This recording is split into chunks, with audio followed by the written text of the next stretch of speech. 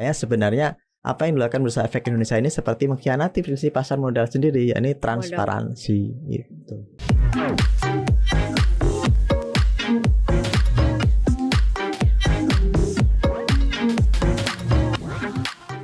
Selamat datang di podcast Cuap Cuan. Seperti biasa, hari ini hari Rabu ada koneksi, konten, ekonomi, seksi. Ya, kita akan bahas konten-konten yang seksi hari ini bersama dengan Maria Katarina, ada Head of Research CNBC Indonesia Arief Gunawan, Mas Argun, dan juga ada Mas Adamisa di sini, produser CNBC Indonesia TV. Nah, Sobat Cuan perhatiin nggak sih? Nggak tahu nih kalau Mas Adam, Mas Argun kayak gimana, memperhatikan nggak sih semenjak penetapan penghapusan kode broker di Bursa Efek Indonesia, transaksi ini mulai agak sepi. Sekaligus juga IHSG-nya mendelep ya, sampai sekarang tuh koreksi ke 6.600. Kalau sekarang nih pasca kita lagi ngobrol nih di 6.600 gitu ya, 6.600-an untuk perdagangan di Bursa Efek Indonesia. Merhatiin nggak sih? Atau itu cuman kayak gua aja yang ngerasa bahwa ngaruh banget nih kayaknya kode broker dicabut, investor retail secara keseluruhan ternyata udah nggak bisa lagi punya acuan, akhirnya bingung nih mau ikut yang mana. Nggak tahu sih kalau lo ngeliatnya gimana. Kalau gua memperhatikannya agak-agak ada ngaruhnya. Kalau sebagai investor retail kita yang main sahamnya mungkin harian atau trading aja, tidak investasi jangka panjang, sebenarnya memang agak membuat kita pusing ya.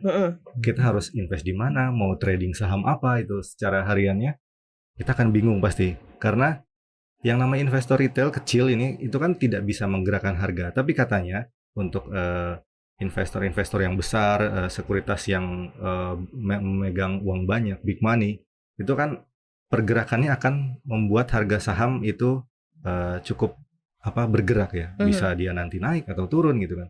Nah, ketika kita tidak tahu bandarnya kemana nih istilahnya gitu, itu kita akan kesulitan tuh menentukan kira-kira kita mau ngambil cuan di saham apa ya hari ini gitu kan. Paling pegangan kita adalah berdasarkan hasil akhir perdagangan di hari kemarin, di hari sebelumnya. Tapi masalahnya belum tentu di hari berikutnya trennya akan tetap sama.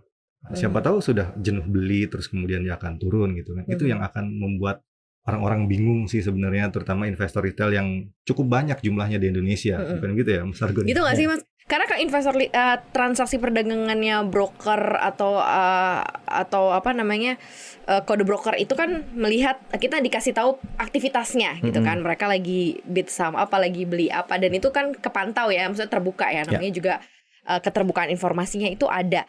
Jadi kayak investor retail seperti dikasih lampu sen, dikasih spion, jadi bisa lihat nih. Nah sekarang nih kayak dicabut gitu loh, berjalan di dalam lorong yang gelap, nggak ada lampu sen juga gitu, yang di belakang siapa juga nggak kelihatan gitu. Kalau lo memperhatikannya gimana? Yang berlaku di pasar saham itu kan asymmetric information. Itu yang bikin pasar dinamis. Jadi tidak semua orang memiliki informasi yang sama. Ada yang tahu nih perusahaan A lagi mau aksi korporasi, ada yang nggak tahu. Nah yang tahu biasanya udah dia mengakumulasi ya, beli karena dia tahu nanti harganya akan menguat. Demikian juga sebaliknya yang udah tahu ini kayaknya perusahaan prospeknya lagi buruk, mereka akan jual lebih dulu. Nah asymmetric information ini terwujud dalam kode broker sebenarnya. Jadi ketika banyak investor asing yang melakukan aksi jual misalnya ya, itu kan orang hanya bisa memantau, berarti investor asing ini mengetahui sesuatu yang investor domestik belum tahu, gitu. Mereka merasakan akan ada perubahan situasi yang investor domestik tidak tahu. Nah ini sebenarnya juga menjadi parameter buat investasi para investor retail, gitu. Kalau kita bicara pasar modal dengan asymmetric information tadi itu yang bikin kita, aduh ini yang benar yang mana gitu ya. Maka rule yang berlaku seharusnya adalah transparansi dijaga menurut saya. Nah kalau sekarang ada data yang disembunyikan, itu kan berarti masyarakat, publik itu semakin kayak dimasukkan ke tempat gelap yang silakan kan meraba-raba sendiri dengan perbedaan informasi yang ya tiap institusi beda, individu beda, itu kalian mereka gitu. Apakah ini investor retail dipaksa ini untuk trading berdasarkan insting, trading berdasarkan pergerakan mata angin, berdasarkan daya tarik bulan ke bumi, seperti itu kan? Enggak, mestinya memang ada faktor fundamental mereka tahu. Tetapi di luar itu kan ada faktor penggerak pasar yang dinamis itu. Ada informasi yang berbeda dan itu bisa diperhatikan gitu. Kalau sering trading bilang tuh, trader-trader bilang kita tuh seperti ikan remora, ini trader retail ya. Ikan remora yang kecil-kecil ngikut ikan paus. Jadi kan paus tahu tuh ada arus yang lagi bahaya, dia akan belok. Nah remora juga ikut gitu. Nah dia akhirnya ikut selamat. Benar. Nah filosofi seperti ini memang berlaku ada di bursa saham kita. Dan saya pikir juga di bursa saham sedunia. Makanya sebenarnya apa yang dilakukan Bursa Efek Indonesia ini seperti mengkhianati prinsip pasar modal sendiri, yakni transparansi gitu. Iya ya. Kenapa ya waktu itu ya tujuannya pakai dihapus segala ya? Apa memang karena ini menuntut investor retail Indonesia juga untuk punya pemahaman matang juga informasi, terus edukasi seputar pasar modalnya juga baik. Jadi nggak cuma jadi followers, tapi penentu investasinya tuh memang di tangan sendiri, memang benar-benar ngerti. Apa serta-merta seperti itu? Tapi kalau dilihat dari apa yang disampaikan Mas Argun, jadi kurang greget nggak sih marketnya, benar nggak sih? Iya benar sekali. Ketika kode broker itu dihapus kan kita tidak tahu sedang ada uang besar yang mengalir kemana, ke saham banget. apa gitu. Kita tidak tahu yang sedang tren itu apa gitu. Yeah. Nah tapi mungkin di sisi lain yang bisa kita ambil pelajarannya adalah kita sebagai investor retail, kemudian juga investor yang baru masuk ke dunia saham, kemudian kebanyakan milenial juga yang main saham gitu. Itu mungkin akan menuntut kita untuk lebih banyak belajar, membaca dan memahami perusahaan apa yang akan kita investasikan di dalamnya sahamnya gitu. Nah kita harus tahu kinerja perusahaannya seperti apa. Nggak seperti selama masa pandemi ini ketika jumlah investor retail meningkat, itu kan mereka kebanyakan hanya ikut-ikutan berdasarkan dari orang-orang saja, dari kode broker saja dia melihatnya, informasi dari mungkin dari sekuritas tertentu yang harus dari rekomendasi ya, ada insider, gitu ya. insider trader itu. Nah sekarang kan kita tidak punya informasi seperti itu. Kita harus tahu kita akan investasi di perusahaan mana yang kinerjanya akan baik. Mungkin tidak bisa main cepat juga ya kan. Kalau trader kan biasa main cepat, ada yang main harian, jam-jaman itu gitu. Tantangan baru buat scalper kayaknya kalau ini ya. Scalper juga. Kalau scalper mungkin masih bisa ngelihat ada yang namanya bid offer ya. Itu kan mungkin masih kelihatan kalau bid offer, tapi memang kita harus benar-benar memperhatikan harga saham itu, terus bidnya, offernya pada saat jam perdagangan. Masalahnya kita tidak punya waktu, tidak semua orang punya waktu seperti itu. Maksudnya kita kan pasti ada yang bekerja juga, ada yang harus mungkin di rumah kalau ibu-ibu mengurus anak dan lain-lain sebagainya gitu kan. Jadi ketika kita mau membeli saham tertentu di pagi hari, kita berharapnya naik, mungkin naik pada saat beberapa jam tertentu, tapi ketika kita tidak pantau, tiba-tiba sahamnya anjlok gitu. Nah itu yang perlu kita perhatikan sih sebenarnya. Itu kan kita tidak dapat informasinya tuh. Karena kalau misalnya kode brokernya kelihatan, itu kan akan kelihatan siapa sekuritas yang sedang mengumpulkan jual, saham atau yang lagi itu, ngumpulin. terus tiba-tiba siapa yang menjual saham tersebut, seperti itu sih. Kalau di luar negeri kayak gimana sih Mas Argun? Ada yang mengatakan sebenarnya bahkan belak-belakan gitu. Ya ini bandar dan belak-belakan mereka transaksinya berapa dan itu kelihatan. Jadi kalau memang misalnya ada perang antar bandar terhadap saham tertentu tuh ya memang kelihatan gitu. Nah ini gimana nih Mas? Ya, kalau menurut Bursa Efek Indonesia aturan ini diberlakukan ya untuk menghilangkan kode-kode broker dan kode domisili broker itu diberlakukan untuk mengikuti best practice internasional. Tetapi tidak disebutkan best practice internasional di mana. Iya. Coba Sobat Cuan cari sendiri ya di komputer masing-masing, cari adakah keterangan dari Bursa Efek Indonesia yang menyatakan data broker di Inggris misalnya dihapus, data broker di Amerika dihapus. Saya yakin Bursa Efek Indonesia akan nyari jawabannya, agak susah dia. Kalang kabut juga. Karena sekarang faktanya kalau di Amerika Serikat kemarin kan ada kerame GameStop. Nah, bagaimana mungkin investor retail bisa tahu bahwa si Calvin ya, atau itu Belvin ya? Belvin Capital. Yes. Ya, itu yang melakukan short selling. Bagaimana mereka bisa tahu? Ya karena data pasarnya itu terbuka oleh publik gitu.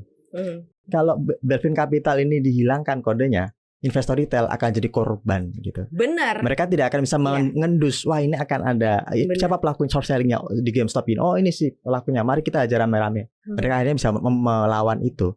Nah saya khawatir jangan-jangan 104 broker di Indonesia ini, broker saham, khawatir akan dilakukan seperti itu sama investor retail kita. Makanya mereka berharap udahlah jangan diperlihatkan kami lagi mau pegang apa, kami mau beli apa, mau jual apa. Saya pikir ini tidak fair itu. Ya itu di Amerika terjadi ada keterbukaan data broker. Kalau kita ingat juga film Wall Street itu kan dari kisah nyata ya, Wolf of Wall Street. Ya itu kan juga scene pertama itu kan memang ada pertarungan antara broker satu dengan yang lain kan. Mereka saling ngelihat di gedung sebelah, oh dia lagi jual, oh saya akan lawan misalnya. Bagaimana dia bisa tahu itu? Apakah telepon-teleponan? Ya enggak, mereka taunya dari data, siapa nih yang jual, oh perusahaan, oh ini sekuritas ini, yaudah kita jagain misalnya. Ya ini real. Nah itu juga harusnya menjadi acuan buat investor kalau mau trading hari itu gitu ya. Ada pertimbangan-pertimbangan yang harus mereka perhatikan, dan pertimbangan itu terkait dengan situasi di pasar gitu, teknis, bukan hanya soal fundamental market. Saya pikir Bursa Efek Indonesia nggak perlu ngajarin investor retail untuk baca laporan keuangan. Saya pikir semua udah ngerti gitu ya. Tidak perlu ngajari investor retail untuk ayo kalian cari informasi. Ada banyak informasi di CNBC. Berarti ini ke retail doang ya kenanya ya, Mas ya? Institusi ngaruh nggak sih ngelihat temannya juga gitu lagi warawiri di mana gitu, ngefek nggak sih buat mereka? Kalau secara informal sih sebenarnya mereka tahu sama tahu biasanya. Udah ngobrol, mereka lagi apa yang bagus dan sebagainya kan. Fund manager atau strategic investor gitu, itu mereka strategic planner biasanya mereka sudah udah saling kasih informasi gitu ya. Dan itu yang tidak ada di investor retail. Investor retail biasanya taunya tuh informasi atau rekomendasi resmi dari sekuritas. Dan ini kadang ya tidak sesuai dengan posisi sekuritas itu sendiri. Misalnya dia ngasih rekomendasi beli saham A, kadang dia sendiri ternyata jual. Nah hal-hal kayak gini kalau dihilangkan, ya publik semakin diperlakukan tidak adil gitu. Dia mendapatkan rekomendasi dari perusahaan sekuritas A yang dia ikutin bahwa saham A harusnya dijual, ternyata si broker ini lagi mau beli gitu. Jadi kan ada kepentingan yang disalurkan di situ. Ya saya pikir Bursa Efek Indonesia mestinya lebih gentleman lah, jelaskan gitu. Best international practice-nya yang mana gitu. Baru deh gitu ya, lo terapin ini di Indonesia gitu. Kalau udah bisa menjawab tadi pertanyaannya Arief Gunawan, Head of Research Indonesia, best practice internasional mana yang diterapkan di Indonesia ya. Tapi ini bisa dikaji ulang itu nggak sih? Soalnya ditetapkan ya, bingung juga ya. Menurut lo gimana? Kan kalau misalnya ARB, ARA itu katanya juga masih bisa dikaji ulang gitu kan. Apakah akan ditetapkan dengan level yang saat ini atau kan nanti berlaku sama gitu ya. Bisa up, bisa down, bisa sampai 25%, up-nya juga bisa ke 25% dong gitu ya. Atau tidak terhingga gitu. Kalau lo ngeliatnya kayak gitu sih Mas, perlu nggak sih dikaji ulang gitu kalau memang membuat akhirnya pasar kurang greget, daya tarik investor untuk ngelihat pasar atau market bursa kita juga jadi nggak menarik gitu karena kok kayaknya gelap banget gitu, sepi. RTI jadi sepi gitu, tau nggak sih di depan biasanya rame gitu kelihatan tapi sepi. Iya betul. Sebenarnya kan kalau kebijakan itu tergantung pemangku kebijakannya ya. Dimanapun kita berada itu pasti akan bisa. Kan ini baru nanti nih. Iya, ini kan baru berubah nih. Kemudian nanti akan direktur bursanya juga dan direksinya baru semua. Kita nggak tahu apakah kebijakan ini akan dievaluasi lagi untuk membuat bursa saham di Indonesia lebih bergairah. Kan kita belum tahu nih. Dalam 1 bulan 2 bulan ke depan apakah nilai transaksi di Bursa Efek Indonesia akan naik atau turun gitu kan dengan adanya penghapusan kode broker ini, terus kemudian juga net sell, net buy-nya juga kita tidak tahu asing itu bergerak kemana dananya gitu kan. Nah, itu yang harus kita perhatikan dalam beberapa bulan ke depan. Kalau misalnya ini tidak semakin menarik, mungkin beberapa orang kalangan terutama millennials mungkin ya, itu akan pindah ke instrumen investasi yang lain. Ya, seperti misalnya kayak kripto walaupun lagi crash tapi kan ternyata ada peluang yang bisa dimanfaatkan gitu kan. Sementara kalau di saham ketika kita tidak tahu arusnya mau kemana, big money-nya kemana gitu kan, itu kayak lebih malah kayak gamblingnya lebih tinggi lagi gitu kan. Masuk sini aja, siapa tahu ini sahamnya naik gitu kan. Kecuali kita memang tujuannya investasi jangka menengah atau jangka panjang yang bisa di hold 1 tahun, 3 tahun, 5 tahun, itu kan kita tidak peduli dengan pergerakan harian ya. Nah, masalahnya untuk trading harian kita kan harus tahu ini aliran uangnya sedang kemana nih gitu kan. Nah, kalau untuk masalah kebijakan pasti tidak menutup kemungkinan akan ada perubahan lagi demi membuat nilai transaksi di Bursa Efek Indonesia itu akan lebih meningkat lagi. Karena sampai saat ini nilai transaksi di Bursa Efek Indonesia dari masa pandemi sampai hari ini sih sebenarnya sudah cukup naik ya, dari 10 sampai 12 triliun sekarang mungkin bisa sampai 15 triliun per hari gitu kan. Nah, tapi dengan adanya kebijakan ini apakah orang-orang akan mulai meninggalkan trading saham gitu kan dan beralih lebih ke investasi atau mungkin instrumen investasi yang lain? Nah, itu yang harus kita lihat ke depannya gitu kan. Belum lagi kalau nggak salah di beberapa bulan ke depan jam perdagang itu akan kembali normal ya. Akan dibalikin balik ke lagi normal sampai jam 4 sore, terus kemudian nanti ada beberapa kebijakan lain yang diperbaharui kayak ARB dan ARA itu akan nanti simetris kan. Simetris ya. 25% atau 35% ARA dan ARB-nya juga akan sama simetris. Itu juga akan membuat orang yang tidak terlalu paham kapan harus masuk, kapan harus keluar, akan lebih mudah berisiko kehilangan uang investasinya. Ya mungkin kalau dia cut loss ya jelas hilang, tapi kalau dia tahan di situ ya masih ada, tapi kan posisinya uangnya tidak berkembang gitu kan, malah akan semakin berkurang. Jadi orang mengurangi minat masyarakat untuk berinvestasi di saham sebenarnya. Risikonya sih seperti itu. Bener kan? Apalagi soalnya Pak Iman Rahman ini kan menargetkan 13.000 triliun kan, market cap-nya untuk indeks harga saham gabungan ya di level-level sekarang. Nah dengan adanya peraturan-peraturan yang kayak gini, gimana nih apa yang harus di review mungkin nih kalau dari Mas Argun nih ngelihat? Sekaligus mungkin memberikan komparasi supaya market kita juga performnya baik gitu loh Mas. Kalau di-compare sama beberapa negara-negara yang memang sudah mungkin menerapkan hal-hal yang berbeda gitu. Karena kan itu otoritas ya yang nentuin ya. Iya, itu kan ditetapkan dengan peraturan bursa gitu. Jadi sangat-sangat mudah diubah sebenarnya. Jadi nanti kalau ada direksi baru atau gak harus direksi baru, direksi yang sekarang misalnya mungkin tercerahkan, siapa tahu ya. Dengerin bisa ini ya. Dicabut lagi bisa gitu. Kalau peraturan OJK agak susah gitu ya. Tapi ini kan peraturan bursa dan itu dia self-regulated organization. Jadi ya sebenarnya gampang. Kalau di negara lain tuh kita ngelihatnya gini aja dari sisi ini aja lah, kepentingan brokernya. Di Singapura tuh cuma ada 9 broker kalau nggak salah ya, 9 atau 10 broker saham yang resmi. Jadi kalau kita mau trading ya cuma di 9 perusahaan itu. Kemudian di Thailand itu sudah sekitar 43, Malaysia sekitar 30-an broker, Indonesia berapa? 104. Jadi kenapa banyak banget gitu? Mungkin ini memang menguntungkan gitu. Sama kayak di India, di negara Bollywood ini ada 300 broker, lebih banyak dari Indonesia.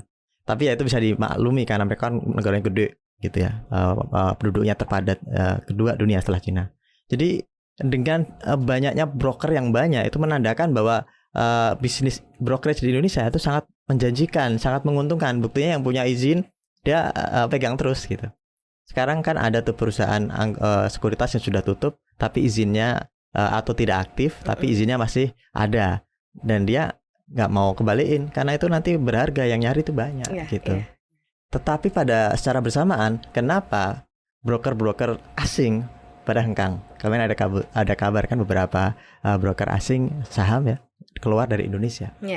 Apakah iklim investasi saham di Indonesia sudah tidak menarik bagi mereka? Apakah tidak seperti international best practice? Atau memang sedang memburuk kondisinya karena aturannya nggak jelas?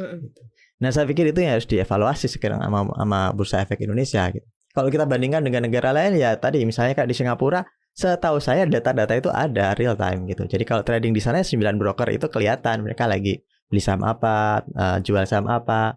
Dan itu juga memang tidak bisa diketahui apakah itu mewakili satu investor atau beberapa investor saja. Karena kan pasti ada banyak kan.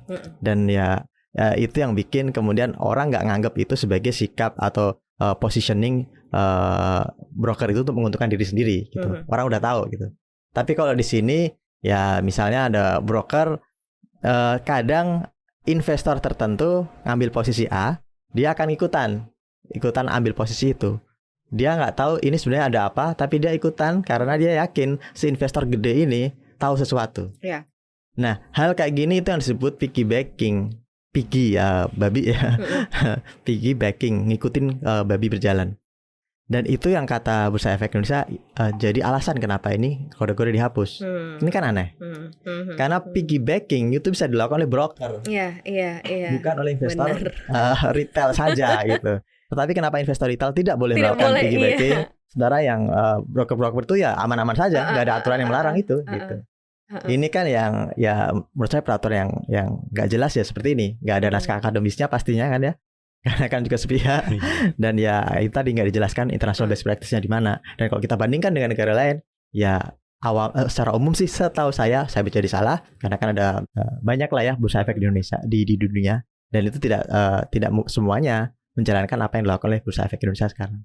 Gitu. Itu dia. Mungkin bisa dengar juga ya podcast kita terkait ini atau nanti aku tag aja langsung ke Bursa Efek Indonesia ya supaya bisa dengar juga, bisa menjadi bahan pertimbangan. Benar, jadi bahan pertimbangan. Kan kita pengen market kita juga tetap seru gitu ya dan kan pengen juga kan banyak orang yang melek investasi di pasar modal gitu. Jadi ya kalau marketnya asik juga pasti orang pasti pada mampir deh gitu kan. Kalau warung lo asik kan pasti pada datang semua, bener kan? Terima kasih ya Sobat Cuan udah dengerin kita hari ini. Jangan lupa dengerin konten podcast kita lainnya. Di mana Mas Adam? Oh ya, jangan lupa saksikan dan dengarkan konten podcast Cuap-Cuap Cuan di Spotify, Google Podcast, Apple Podcast, dan juga Anchor. Cakep. Jangan lupa juga untuk follow akun Instagram kita ya di @cuap_cuan. Dan di subscribe YouTube channel kita di Cuap-Cuap Cuan. Di like, share, dan juga komen. Kasih input buat kita bikin konten yang menarik lagi buat Sobat Cuan. Terima kasih ya Sobat Cuan. Kita bertiga pamit ya. Mbak Katarina pamit. Argun pamit. Ada Misa pamit. Bye Sobat Cuan. Bye. Bye.